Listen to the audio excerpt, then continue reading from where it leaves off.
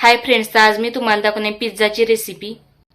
तर रेसिपी आवडल्यास चॅनलला जरूर सबस्क्राईब करा, त्याचबरोबर नवनवीन रेसिपीसाठी बेल आयकॉन देखील प्रेस करा।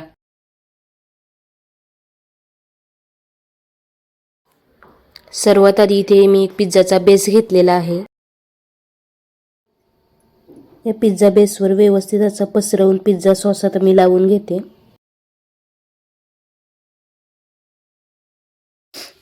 इथे आता पिझ्झा सॉस लावून घेतलेला आहे। यावर आता भरपूर असं चीज घालून घेऊ। थोड्या थोड्या अंतरावर अशा प्रकारे मी कांद्याच्या स्लाइस ठेवून घेते। त्यानंतर इथे शिमला मिरचीचा स्लाइस सुद्धा मी ठेवून घेते।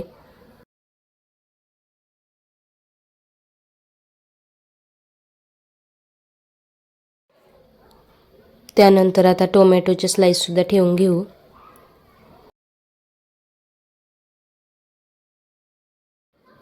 यावर आता पुन्हा एकदा भरपूर अशी चीज आपण घालून घेऊ। यावर आता थोडेसे चिली फ्लेक्स आपण घालून घेऊ।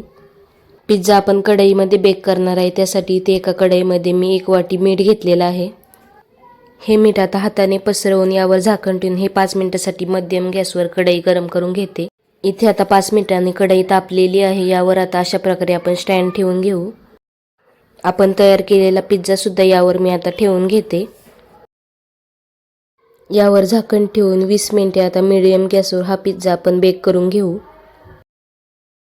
तर तुम्ही पाहू शकता इथे आपला पिझ्झा मस्त असा तयार झालेला आहे व यावरील चीज सुद्धा छान असे वितळलेले आहे। तर मी व्हिडिओत दाखवल्याप्रमाणे अशा प्रकारे हा पिझ्झा आपण मस्त असा कट करून घेऊ। तर तुम्हाला ही पिझ्झाची रेसिपी कशी वाटली कमेंट करून नक्की सांगा।